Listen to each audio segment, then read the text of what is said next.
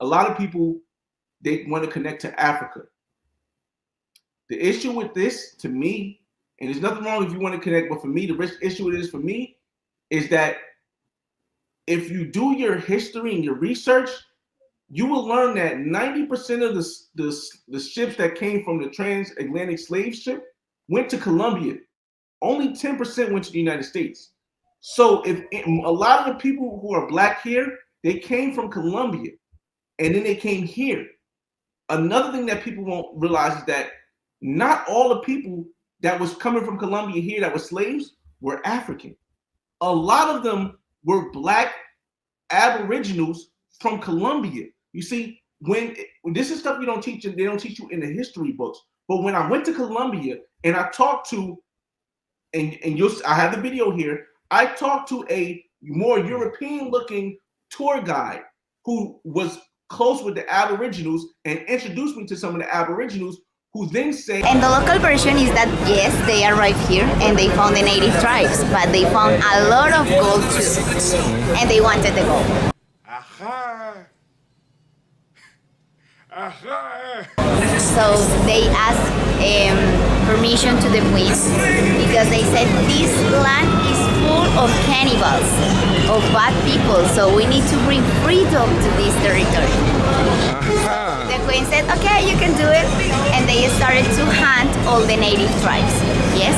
Okay. So who survived? The people who gave the gold and ran away. Some people who keep the gold and run away faster. And a small part of the population that remain here, and some of them, the Spanish people, they turn into slaves. Right. Yes. So there are multiple stories, two stories of how it actually occurred in Colombia.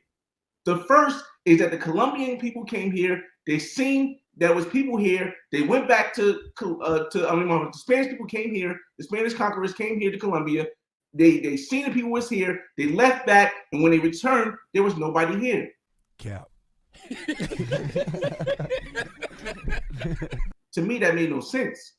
But then when I heard the Aboriginal story of how Colombia was conquered by the Spanish people came to Colombia when Christopher Columbus and them, because Christopher Columbus didn't land in the United States, he landed in Colombia. When Christopher Columbus landed in Colombia, they came here and they seen people that looked like us, black people.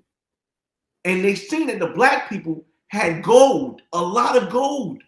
So what they did was they went back to this queen and said, Queen, these people are savages. We need to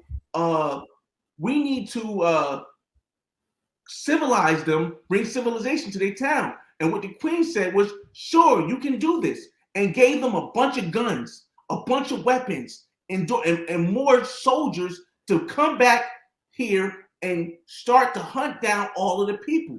The people that ran away, they survived.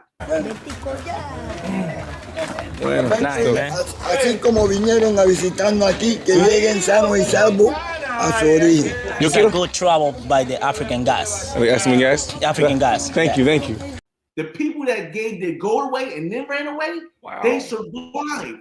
The people that had no gold, or the people who were just stuck there that didn't run away, they were turned into slaves. Do you remember what color the slaves were in Colombia?